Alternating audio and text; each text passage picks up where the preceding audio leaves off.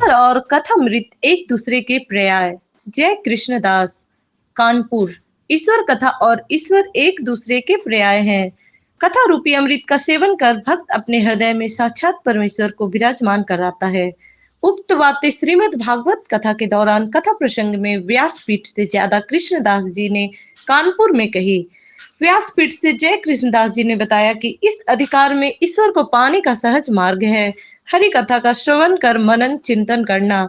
श्रीमद् भागवत कथा श्रवण कर मानव परम पिता परमेश्वर के निकट जा सकता है, संसार रूपी भव सागर को पार कर सकता है।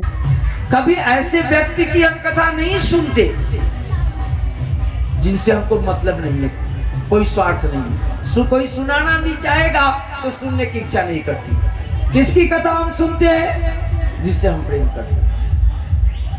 तो बोले भगवान जब देखते हैं कि भक्त हमारी कथा सुन रहा है तो कान के द्वारा, कथा के द्वारा, क्योंकि कथा में और भगवान में अंतर नहीं है।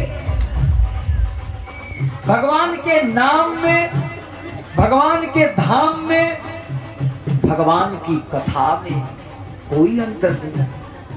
जो भगवान है वही कथा है। तब भगवान क्या करते हैं? हृदयंतस्तो हि भद्राणि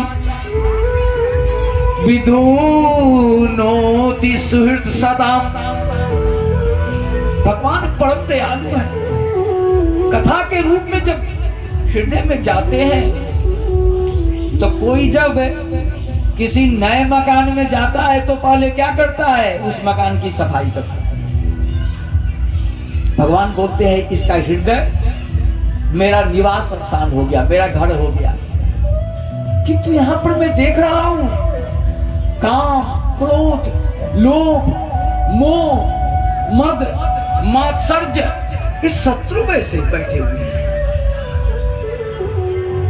भगवान अपने से उसको सफाई कर देते, उसको दूर कर देते। नष्ट प्राय अभद्रेषु नित्यं भागवत सेवया भगवत उत्तम श्लोके भक्तिर्भवति नैष्ठिकी। ये आश्वासन वाणी जीवों को दे रहे हैं। कलयुगवासी जीव, तुम क्यों चिंता करते हो? अरे कुछ कार्य मत करो, कथा सुनो। नहीं हो पाता। कथा सुनने में तो परिश्रम नहीं है, किंतु कथा में प्रेम होना भी जन्म जन्मांतरों के पुण्य का फल है। पाप के द्वारा कलुषित है, उसको भगवान की कथा अच्छी नहीं जाती। तुलसी पूरब पाप के हरि चर्चा सुहास। उसको अच्छी नहीं लगेगी, कड़वी लगेगी, क्योंकि पाप से उसका हृदय मलिन है।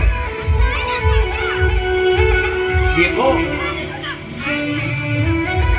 ये जितने अवतार हैं, राम, वामन, नरसिंह, कूर्म, पुराण, जितने अवतार हैं भगवान